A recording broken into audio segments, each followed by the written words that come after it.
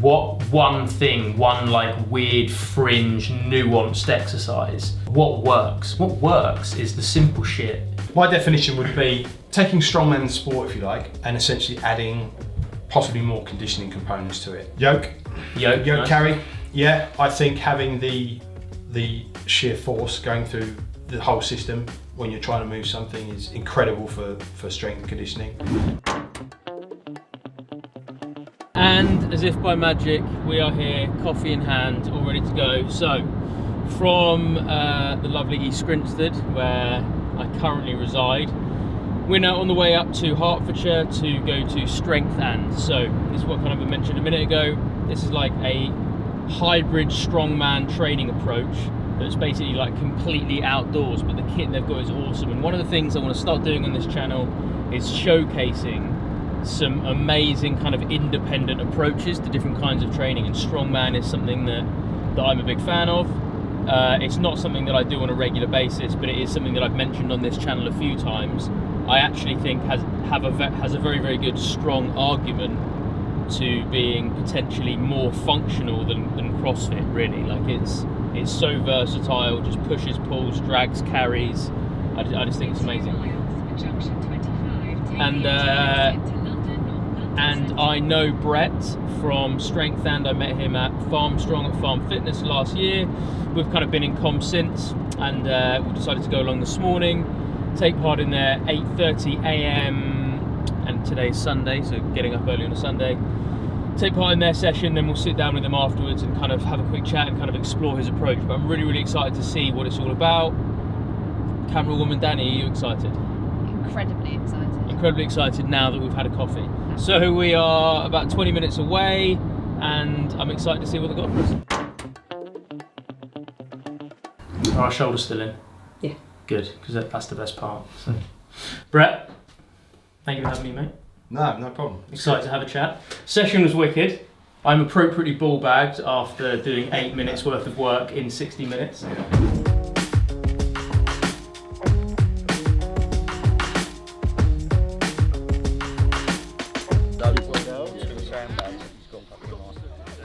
Jim, nice to meet you, buddy. How's it going? Yeah, very well, thank you, man. Excited to be here. Yeah, it's a little bit different, isn't it? It is very different, yeah. That's kind of why myself and lovely camera woman Danny thought we'd kind of pop along. He only says that when it's a recorded. wicked approach. Yeah. Absolutely loving this so far. Although being the temperamental country we are with weather, I have to say, I'm glad now that it's sunny. I could not commit to being here if the weather was wank, so I'm happy that the sun's out.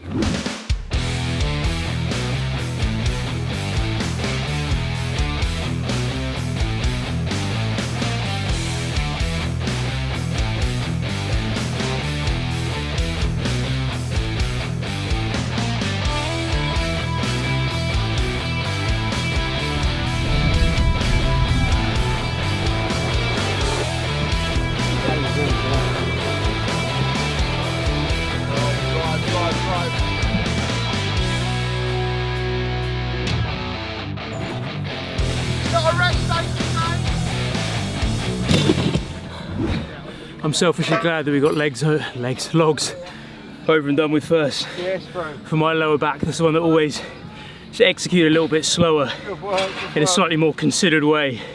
I don't really feel as though I can kind of attack it as much, but it's a good weight to do 60 seconds. Good way to get slightly kind of higher volume in. First one, done.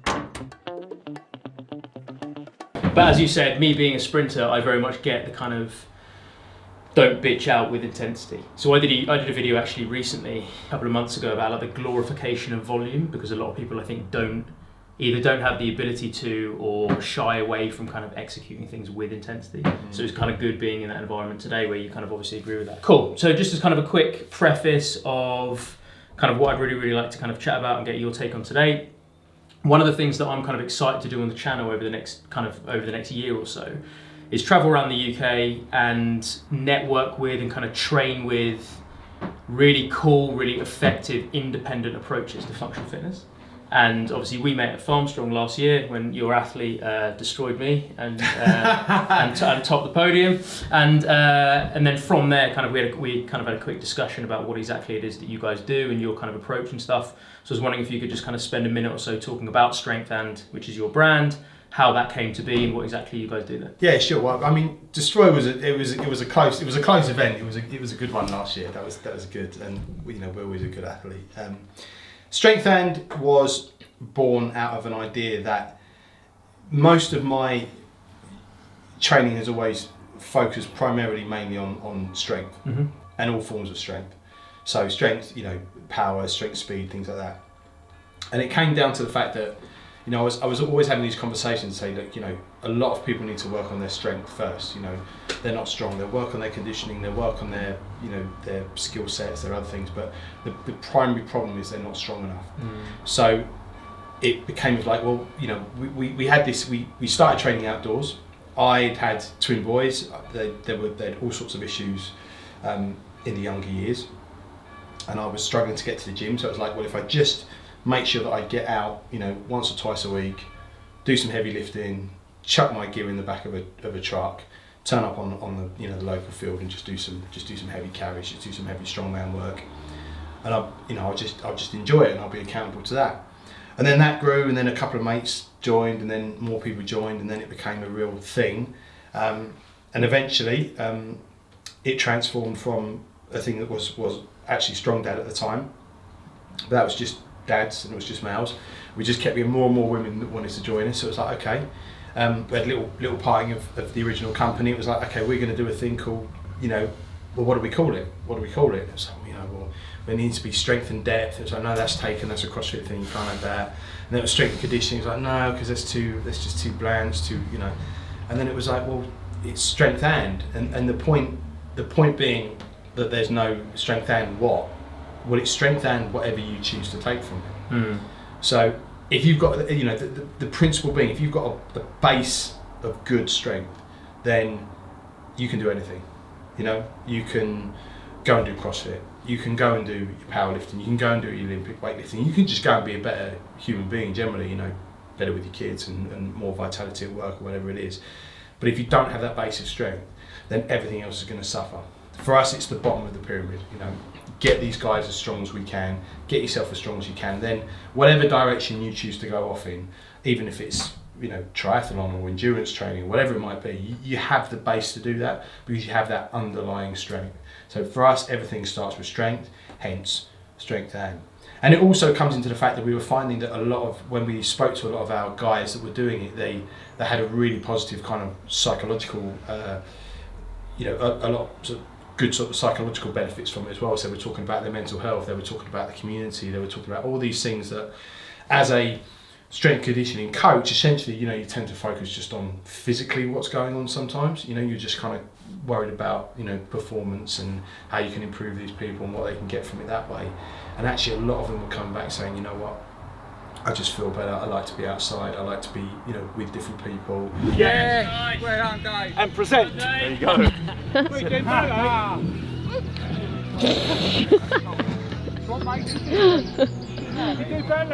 Oh, he's the bollocks. His name's Louis. Yeah, good man. Yeah, it's good fun. Yeah. Should we do another one for the camera? Right.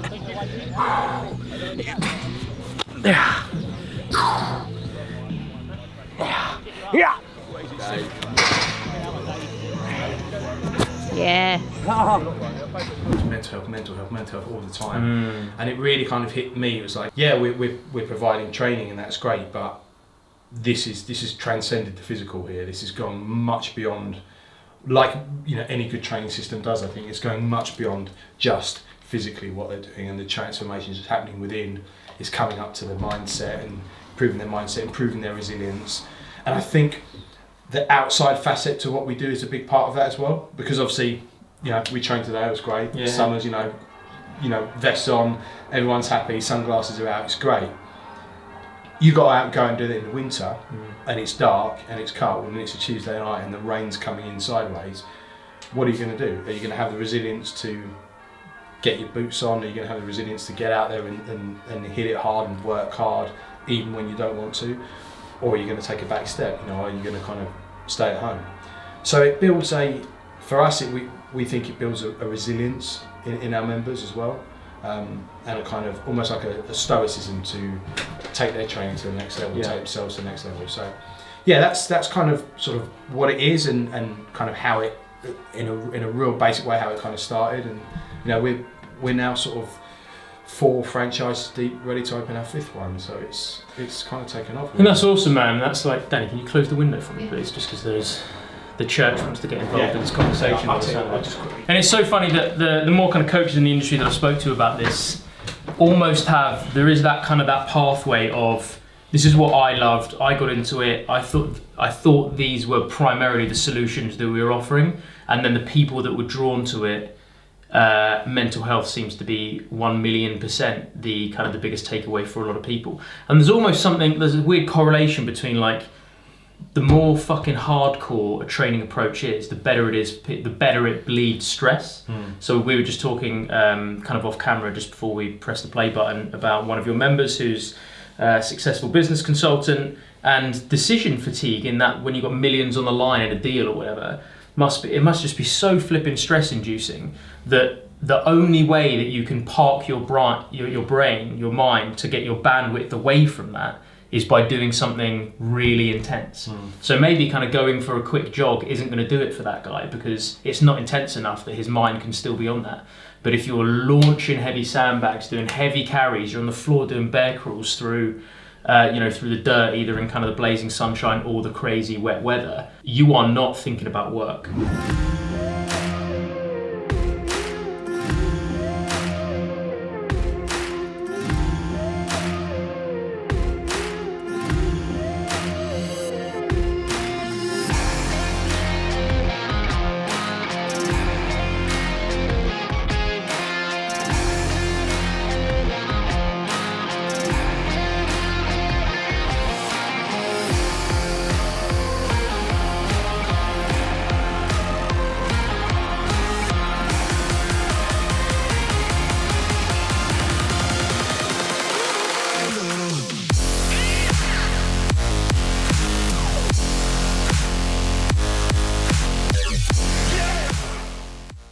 And I think in this day and age, that is the biggest solution for coach-led group exercise, and that's one of the reasons why. And that's because obviously I do something kind of similar. The prescription's slightly different, but that's kind of obviously that's one of the reasons kind of we're here.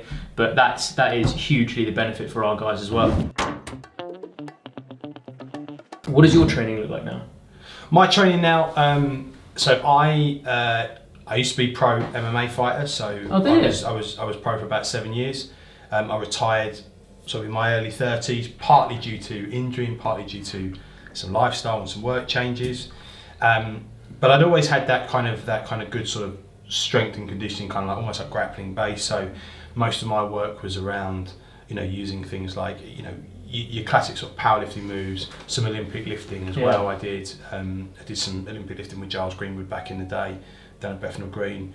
And I was using that for sports performance. And then I started getting into like because the MMA and the strongman type of training is quite a close carryover. So, I borrowed some techniques from that. My training right now essentially consists of a powerlifting base. So, squat, deadlifts and bench. I always try and throw in some carries. So it'll be farmers carries. It will be a yoke carry when I can get on the field and do that. I do a ton of sled work. I do a lot of sled work, especially now I'm post 40. I can't smash my joints are pretty smashed from 10 years plus of MMA and wrestling. I've got no cartilage, no ACL on this knee. They've told me I need a knee replacement or will need a knee replacement at some stage.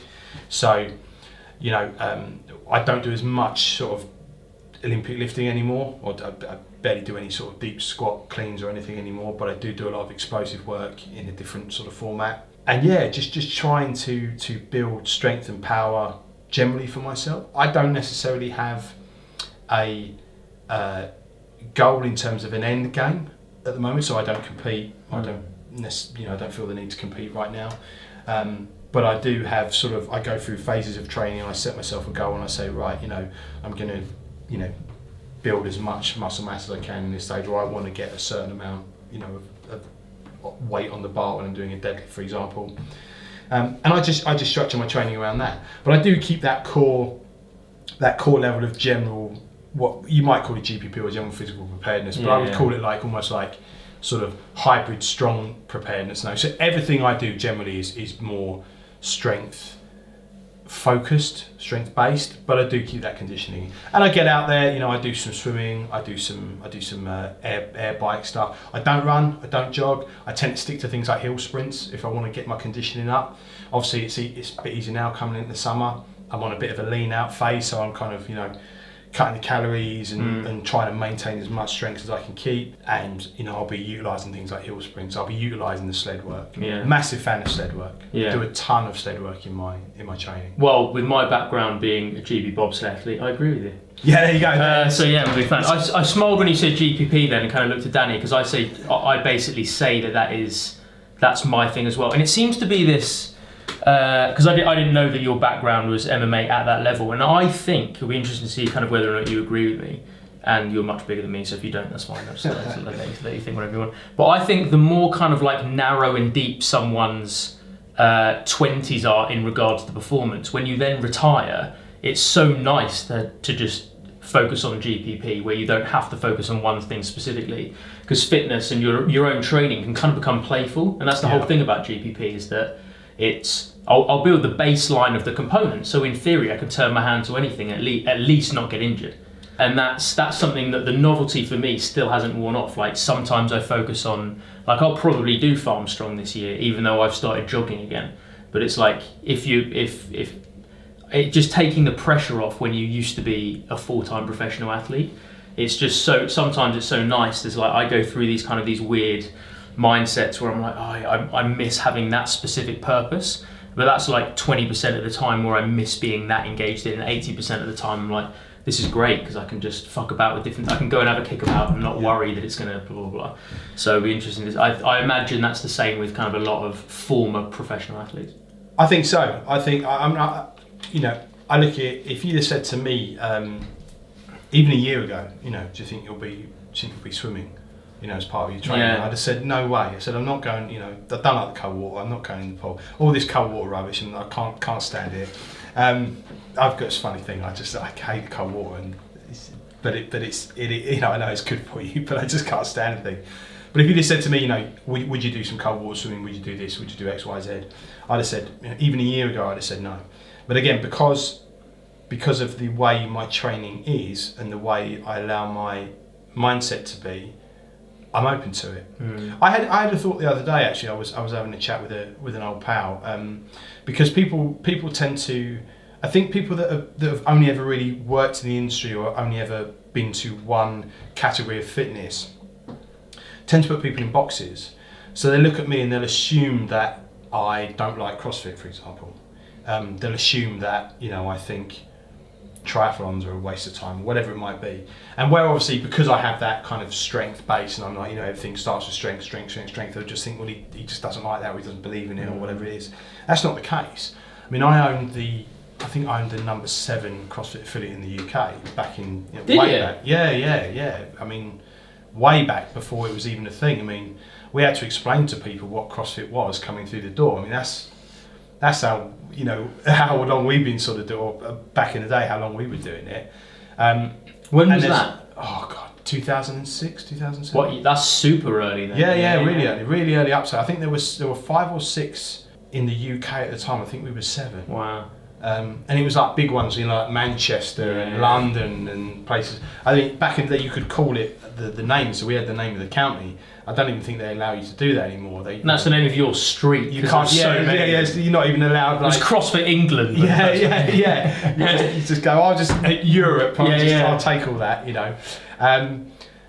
So you know, and it's not to say that I would, you know, never say never. I might one day. Who knows? I'm not going to say I would never go back to it. You know, because I don't know what's around the corner.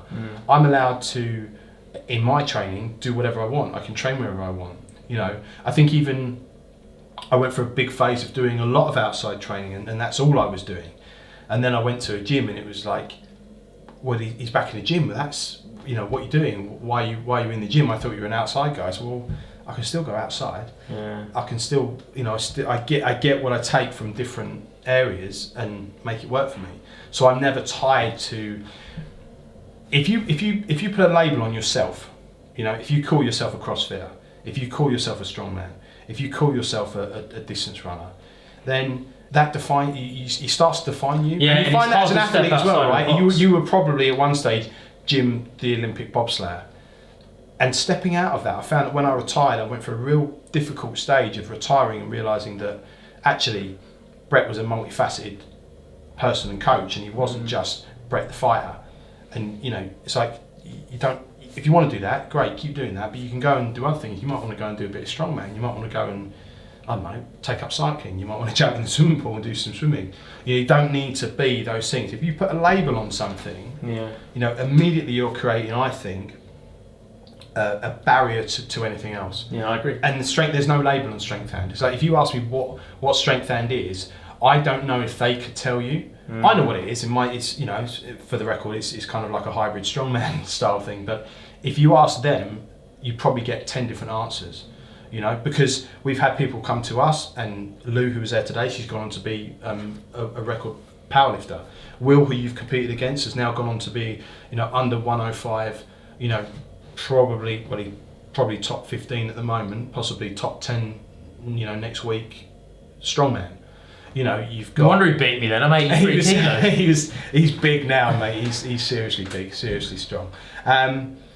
We've had people that that within that group you saw there. You've got your consultants, you've got your emergency service people, you've got armed response. We've got guys there that work in that sort of environment, and we've got every sport from CrossFit to endurance running to everything else, So I think as long as you don't put a label on your training, you can do what you want, and there's no. I like the it's almost like self-guilt. Like, why are you putting these restraints on yourself? Well, yeah, because I agree, and I think it's both for your own mindset. It's like, well, I can't do that because I'm a CrossFitter and we don't do that, or I'm a powerlifter and we don't do that. And I agree, and kind of the way that because people ask me, they're like, well, what are you? And I've kind of created this new thing, whereas I'm like, I'm a fitness agnostic, and I'm like, I do all of it, and it's kind of it's a much more generalised approach, and I like the fact that I can again go and have a kick about. I like the fact that if someone was like, oh, in 2 weeks, me and a couple of buddies are doing like a 10k trail run, and I'm like, I'll be shit, but I'll give it a go. Yeah, I don't say the same thing. Yeah, and I don't really want to I don't want to be in a position. You 100% agree with everything you're saying, mate. And again, that's why I've kind of given myself the name and title of fitness agnostics. It's specifically open. And Atlas, which is my business, we have kind of a couple of different clubs, and one of them is the Athletic Development Club, and that's the one that's closest to Strength and kind of the same with it's like an open-ended title. It's like we develop athletic components and athleticism, and it's like athleticism is incredibly broad, but that's exactly what we want. We've got a GB American footballer, we've got an ultra marathon runner, we've got a couple of CrossFitters now. We trained a guy to row the Atlantic. It's a really kind of eclectic mix, and we like the fact that, again, if you build the foundations, and I agree that strength is that is the bottom of the pyramid, that is the thing that everything else is built upon, and if you develop that and kind of good motor patterns and good kind of control, you should be able to turn your hand to anything. So if you have a decent GPP, which is what the Athletic Development Club is and what Strength and is as well, by the sound of it, that's kind of exactly what can kind of come from that. You mentioned hybrid strongman. What's your definition of that? My definition would be, the basis, again, working around. So taking strongman sport, if you like, taking everything they do, and essentially adding possibly more conditioning components to it. So probably taking the intensity of the lifts down a little bit in terms of what you would class as weights. So, for example, in strongman they have certain brackets or categories of starting weights. You've got your beginner weight tends to be around about the sort of, say for a beginner deadlift would be around 200 for reps or something. Now immediately that puts a lot of people, they're never even going to enter that competition, or never going to look at that, or they get intimidated by that. So we just kind of scale that down. We add maybe some longer distance components into it. So we'll add probably more running than you'd find at a traditional strongman gym. We'll add more kind of like body weight stuff in there, and it's just taking bits of everything and putting them together to sort of make it work for you, you know, depending on what you're trying to achieve with any given session or with any given training block.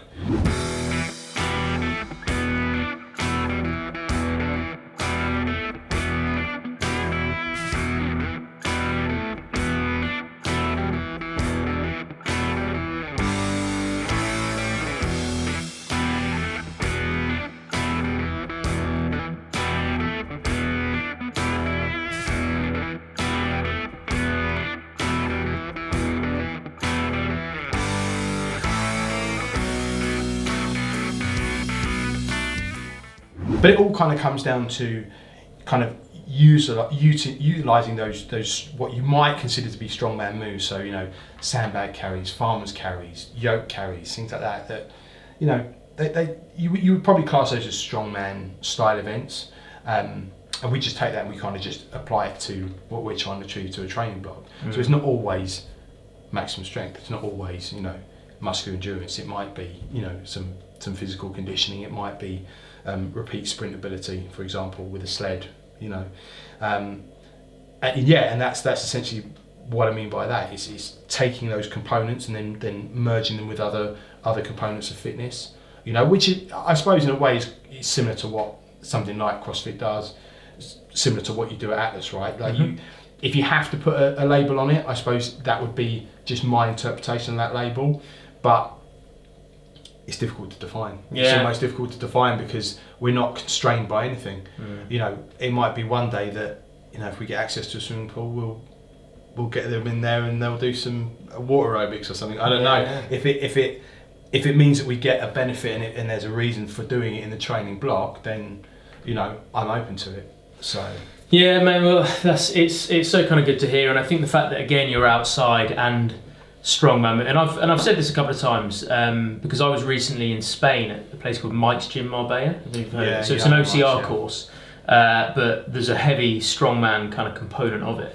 And I basically think that there are two sports that have very, very, very strong base for an argument that they are far more functional than CrossFit. One of them is strongman and one of them is OCR. Actually, because it's, and again, like one of them is more, like in terms of the hybrid approach. So kind of for those people that are listening that might not kind of fully understand, my understanding of a hybrid approach or hybrid training is when you look at like the stimulus spectrum, you've got kind of strength, speed and power here, and then you've got some slightly more aerobic and lactic conditioning here, and it is basically all the way along the spectrum, kind of, you know, on either end of the pot. And it sounds like what you're saying is the strongman moves, and again, I kind of agree with this, and a particular exercise doesn't dictate a training effect. It's like, well, does a deadlift make you stronger? Well, if it's if you do a 3-rep max, yes. If you do it for 60 seconds, then it's going to be kind of lactic tolerance. So it's how you execute it. So by the sound of it, you're using kind of strongman as a training methodology. You're using the movements that are considered to be strongman movements, and then executing them in different ways to achieve different objectives. Yeah. You probably call it sort of. I think some people, and you know, I'm not pointing any fingers to anyone, but I think sometimes what people tend to do is that they don't reverse engineer their training enough. They start putting what they think is cool together, and then go, oh, the outcome was X. They're making people stronger, fitter, whatever it might be, by accident as opposed to on purpose. Now, my programming is done in advance. You know, I know what the outcome is going to be for the majority of people. Now, there's always a lot of individual differences, and everyone's going to kind of fluctuate with how much they get out of any training plan. And when you're training 20 people at, you know, in any one given session, then there's always kind of fluctuations within that. But generally, we know what we're trying to achieve with every session, with every training block. I'm not entirely sure everyone does that. So they're making people fitter and stronger, but sometimes I think it's by accident. Yeah.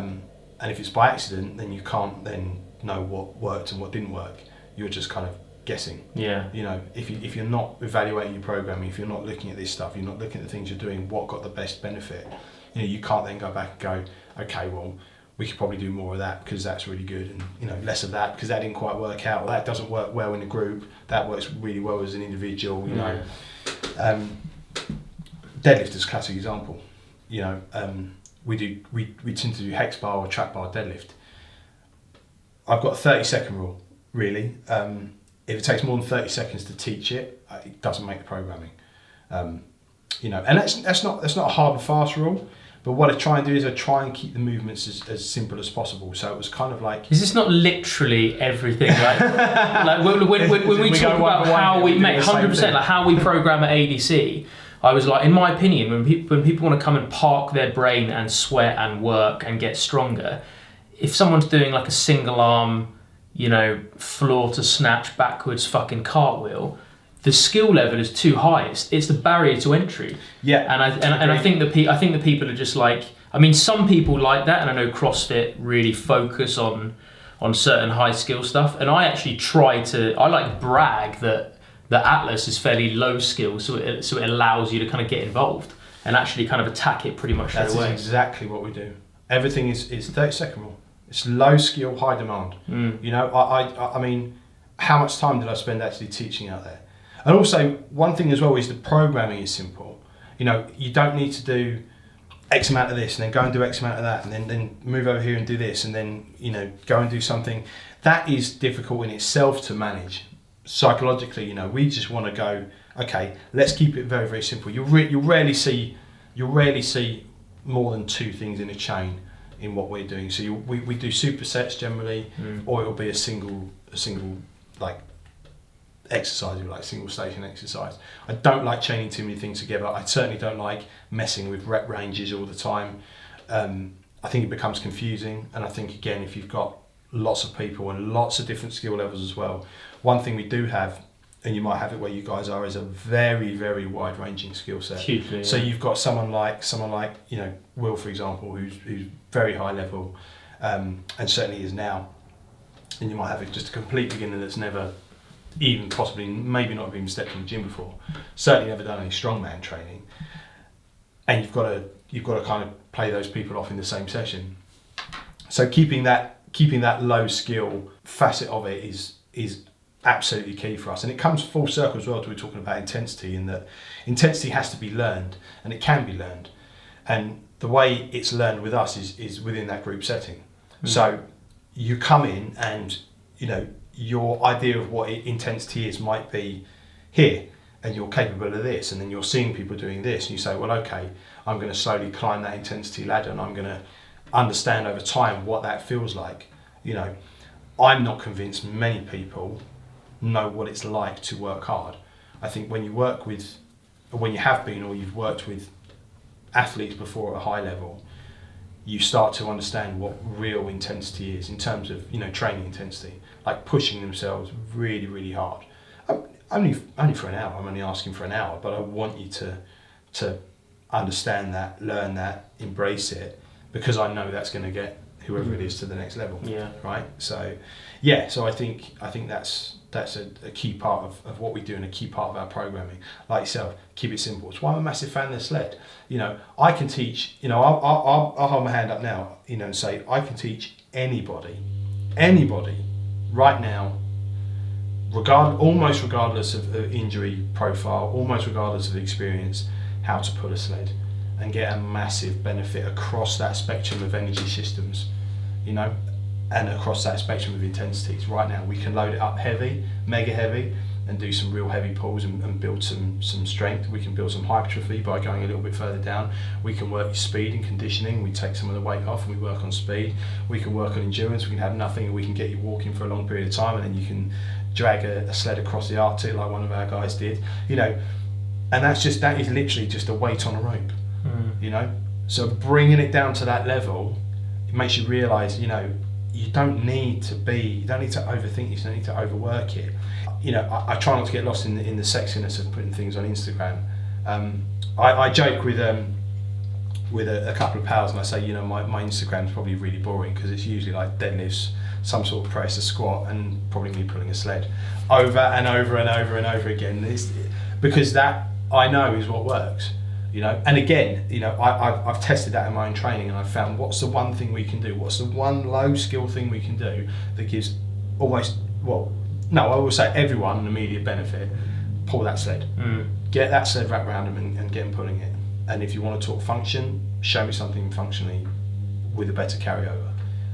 I haven't found it yet. Yeah, I agree, and I talk a lot about. God, it's like an echo of ideology. It's an echo chamber in here. Yeah, man. Mate, but I agree, and I think that, and I'm kind of outspoken about the fact that I think in the fitness industry generally, people really glorify complexity. They look for, they're kind of, I don't know whether or not, it sounds like I'm kind of bitching about the general public here, and that's not the case, kind of the case. I think there's like this, I think people to a certain degree are looking for a silver bullet. They're like, what one thing, one like weird fringe nuanced exercise will give me like an amazing result. It's like what works? What works is the simple shit attacked, like executed properly and with intensity. Intensity works. People are like, well, how do I remove effort? And is there just a way that I can do a particular exercise? No. Like just do the simple stuff. Pick up something heavy, carry it, pushes, pulls, drags, carries. And I think that's one of the reasons that I quite like Strongman generally. Like I'm fairly kind of like ancestral living focused. And I think Strongman stuff, especially with what you guys do outside, there is this weird, whether or not it's just like psychosomatic for me or what, but there's like a weird like primal pleasure in it. Much more so than something that is particularly high skill or kind of like executed in slightly more a strict way, like picking up a heavy sandbag. It's awkward. It needs a bit of intensity to kind of throw it over your shoulder. And there is this weird, like joyfully primitive primal pleasure that you get from those kind of movements because they are really basic. You almost don't have to worry too much about the way in which, obviously they are technical, but you can kind of park that to a point and just flip and attack it. Yeah. And there's a level of pleasure in that I think a lot of other kind of training methodologies don't have. I think as well the best thing to do in terms of coaching that is it's often self-exploration for the person doing it as well. So you have to find out what intensity is, right? You have to. How do you can teach triple extension. Yeah, right. We can all talk through triple extension. We can all talk to, keeping the posterior chain stiff and stiffness and all that. Until someone feels it, until someone throws the sandbag, lets go, or someone lifts the atlas stone, or someone pulls that deadlift off the floor. That is a process of self-exploration. Both physically and mentally again. And again, I'm used to the physical side, I get the physical side. The mental side was a new thing to me. But we see it all the time. We're seeing that, that's intensity. that is what it takes. I am gonna be on that edge. I'm gonna be on the edge where it feels like, it feels like I'm gonna hurt myself. They're not, but they might feel like they are. It is frightening. I used to say when I used to go training, I remember going up these stairs in London to this renowned fight club, and I used to be scared. I had a level of apprehension because I knew this was going to be difficult. There's some pain. There was going to be some suffering coming, and sometimes you had a hammer and sometimes you had a nail, and it was what you're going to be when you get to the top of the stairs. You walk through the gym door. You're going to be the nail today, or you're going to be the hammer. You don't know, and I think that is what I want from our guys. I want them walking onto the field excited, but with a level of apprehension. Yeah. Like I want you to do something. Keeps you sharp. Scares you. Yeah, absolutely. Hell yeah. We want to keep them sharp. We want to keep them a little bit on edge, and we want them a little bit. Scared's not the right word, but I do want that level of apprehension. You should be going in slightly nervous at this session because you don't know what it's going to throw at you, and you don't know what you're going to have to ask yourself to do. And I think that builds way more than physical fitness. With your guys, you're seeing it clearly with the stuff they're doing. You can't get to that level without having that extra layer of resilience. Yeah. That extra layer of just something else to push on. And when that starts filtering down into, and I don't mean this disrespectfully, but the quotes normal people, whatever quotes is, whatever that means. Well, the day to day, just your usual kind of people that just have a 9-to-5 job and a family and work. I don't necessarily want to go and compete. They might not want to go to the Olympics or anything, but they just want to be better people. You start to see that filtering down. What you see is like a confirmation bubble. and you start to see that. And then I have to remind these guys that when someone new comes in and goes, you've got to remember, like, this is not normal. What you're doing is not normal. Normal's out there, you know, but you guys as a community have left that behind. So then when someone new comes in and they start piling weights onto their bar, you know, oh, you'll be fine with that, you'll be fine with that. I'm like, they might not be, because they haven't been through that process of learning that intensity. They haven't been, so they can do it, but they haven't been through the process of learning what that intensity is, you know? And you probably see that with your guys as well, feeding back into each other, feeding that intensity back all the time. And then before you know it, you've got this group of people around, this bubble, and you go outside and you're like, oh wait, everyone's weak as piss, or everyone's not resilient, or everyone's, you know, so why wouldn't you go onto the field in sideways rain and lift sandbags that are dripping wet down your back, you know? Yeah. And it's amazing to see that transition. And I find people who are slightly more trained, who have a more experience, they have a higher training edge generally, they come in, they love it, they're kind of like a pillar of that, like part of the bedrock of that community, and sometimes quite inspirational of other people. But it is the gen pop, it is the general population that might not have done this stuff before, that come along, that are nervous at the start, that have their assessment, their self-reported assessment of what they are capable of change through the process of training with you. Like, we've got a girl called Ella Gavin who's really, really good friends with Danny and myself, and like, she hadn't done any of that work before she came to Atlas, and you can see that it just changes the way that people live, and they're like, shit, what else have I always thought that I'm not capable of that I actually am? And they're the people who I would say experience the biggest change outside of the training. It is like a linchpin of them feeling capable. It's like the first time they've like maybe the first time they've kind of embraced adversity. It's incredible, and I'm sure it's the same with you, that it's flipping amazing to see the kind of the incredible change in some of the general population when they come along. You mentioned the sled as kind of one of the most versatile bits of kind of training kit, that you can get any adaptation from it depending on the way that you execute it. What are your other kind of like top 2 or 3 kind of strongman moves? Yoke, nice. Carry.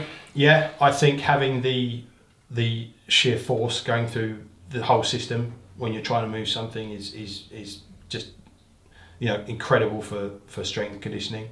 Again, it's pretty simple, you know, load it heavy, you're going to build strength all the way through your quotes core. You know, your legs are going to work, your shoulders are going to work, you get resilient as fuck lifting that thing, you know, because it's uncomfortable, and that probably scares people more than anything, I would say, the yoke, you know. Great bit of kit, not easy to come by. I know not every gym's got one. Hard to replicate, I think, in a what you might call a Globo gym, but there's ways you can do it. Farmers carries, again, another one, fantastic, you know, big fan of farmer carries, offset carries as well. You know, I've seen massive strength gains from our guys just carrying the farmers, carrying the yokes. They're probably 2 of the ones I would use generally a lot of. I'm a big fan of the you know, trap bar, hex bar, deadlift, just because of its simplicity. In terms of getting someone a strength gain straight away that's never done any what I would call static lifting, then I think the hex bar's, you know, perfect. Viking press I quite like. So we've got a modified Viking press. I think that's good for people that have got shoulder problems or sort of slightly immobile. We do a lot of pulling work, a lot of rowing, arm over arm pulls and stuff. A lot of sled pulls with the upper body. A lot of pulling work for the upper back, especially for our guys that are maybe a bit more desk spaced. But having the ability to do the Viking press again just gets that pressing motion down and builds some strength and muscular endurance in that. But I think if you gave me desert island exercise, it's a sled drag. If I can take 2, I'm probably taking the yoke. Nice. Yeah. Okay. So I think they're probably the 2 things I would take if I had nothing else. You know, probably even over a barbell and plates, which is everyone's classic thing. You know, I always take a barbell and plates. I probably wouldn't. I'd take a sled, and the sled you can use. You know, even when people are injured, they can. You know, chances are they can still walk with a sled. They can still pull a heavy sled. They can still do all these other stuff. You know, one of the best things I ever did for my knee rehab was get that heavy sled and walk with it, and it's, you know, it's done that. So yeah, that's awesome, man. That's awesome, mate. I love your message. I love your methodology. I love your kind of philosophy on it. Everything. Appreciate you having us down, mate. I will definitely pop back if you allow us. We'll film another session. We'll do some more stuff. And I'll get involved next time. Instead, it's easy to shout from the side. Yeah, exactly. I'll actually do something next time. I wasn't used to being from the other side of it. Actually, to do some exercise. Yeah. Crazy. It's tough, isn't it, when you start doing it? I always laugh when you put these sessions together, then you start doing them yourself. Like, God, this is hard work. This. I can understand why my clients think I'm wanking. That's why they're moaning all the time. Yeah, outrageous. But no, genuinely, mate, appreciate it. Thank you for having us.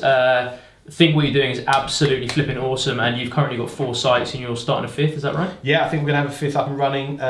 Location TBC. We're live at the moment in Harlow, in Stevenage, in Hertford, obviously where you've trained, and Enfield as well. And we're probably going to head more towards London based. So, but we'll keep you posted. Man, it's amazing.